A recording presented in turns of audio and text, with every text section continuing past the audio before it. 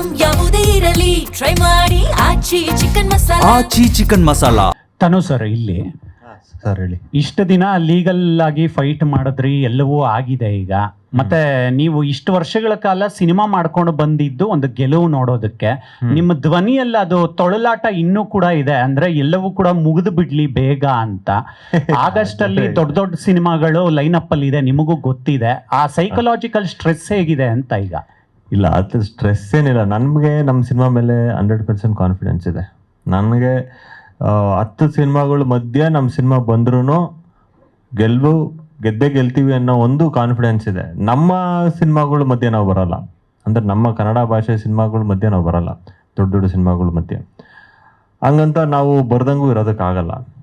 So ಆಗಸ್ಟಲ್ಲಿ ದೊಡ್ಡ cinema ಬರ್ತಾ ಇದೆ, ಸಣ್ಣ ಸಿನಿಮಾ ಬರ್ತಾ ಇದೆ, ಅದೆಲ್ಲ ನೋಡ್ಕೊಂಡು ಕೂತ್ಕೊಳ್ಳಲ್ಲ ಸರ್.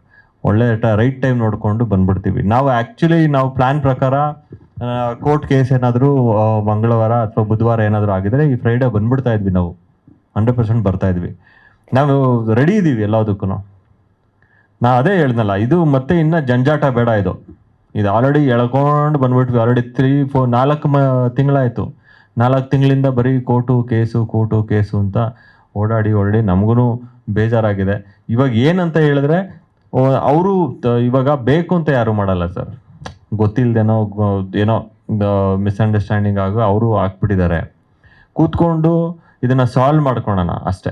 ಮತ್ತೆ ಫರ್ದರ್ ಏನು ಹೋಗೋದು ಬೇಡ.